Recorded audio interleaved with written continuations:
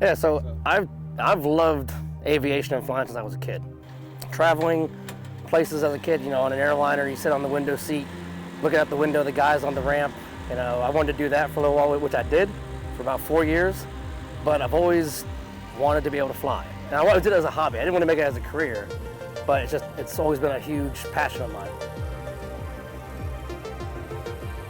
So for the last 8 years, until I bought this last year, 8.5 years, I was always renting a plane from a flight school, paying so much money.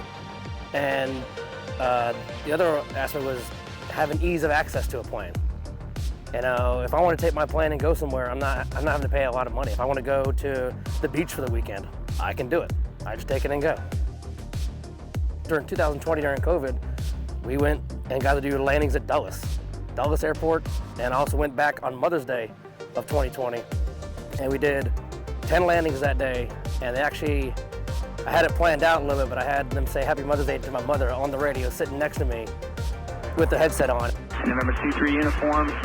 Wish your mother a very happy Mother's Day today. That's a very nice gift that you've given her. Happy that we could help. Hey, she thanks you very much, and appreciate you guys accommodating us again. November 23 uniform, it's our pleasure. It's hard to beat that Mother's Day. I can't top that one. So, my parents have been flying at Dulles for 30 plus years. And they always sit in the back, you know, looking out the side window. Never got to see it from the front seat. Places I love to fly over, you know, I love going to Harper's Ferry. Love flying over there, the old school of it all. I love going over top of, you know, Bear Chase and kind of buzzing people when they're out there, you know, drinking beer. When you're sitting down there buzzing them and they're looking up at you. And, other places I love to go to are, you know, go to places like Lancaster for lunch.